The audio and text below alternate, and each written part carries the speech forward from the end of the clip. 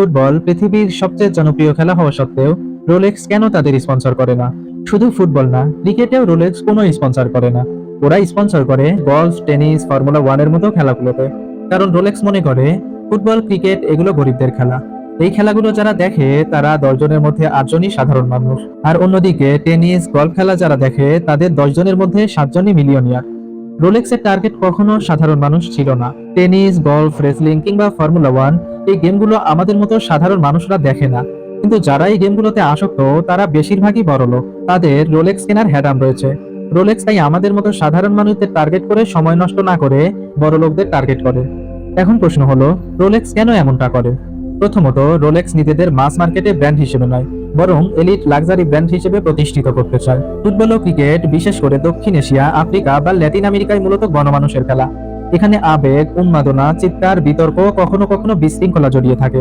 রোলেক্সের brand image ঠিক তার উল্টো।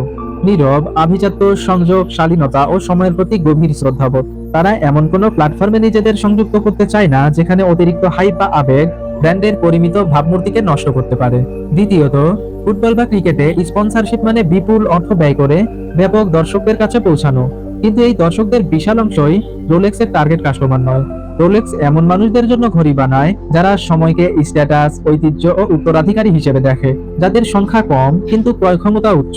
ফলে কোটি কোটি দর্শকদের কাছে বিজ্ঞাপন দেখানোর চেয়ে নির্দিষ্ট শ্রেণীর মানুষদের কাছে নীরবভাবে পৌঁছানোই তাদের জন্য বেশি কার্যকর। তৃতীয়ত, রোলেক্স স্পন্সর করে এমন সব খেলায় যেগুলোতে সময়ের হিসাব গুরুত্বপূর্ণ।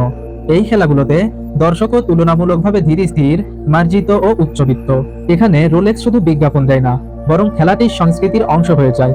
চতুর্থত, ফুটবল ও ক্রিকেটে বিতর্ক, দুর্নীতি ও অনিশ্চয়তার ঝুঁকি অনেক বেশি। ফুটবলে ম্যাচ ফিক্সিং, রেফারি বিতর্ক, খেলোয়াড়দের আচরণ, রাজনৈতিক প্রভাব এসব বিষয়ে প্রায়ই আলোচনায় আসে।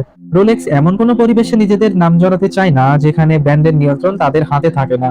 তারা এমন জায়গা বেছে নেয় যেখানে ইমেজ প্রায় শতভাগ নিশ্চিত। তাই এদিক থেকে ফুটবল খেলায় বিজ্ঞাপন দেখানো তাদের জন্য মোটেও লাভজনক নয়।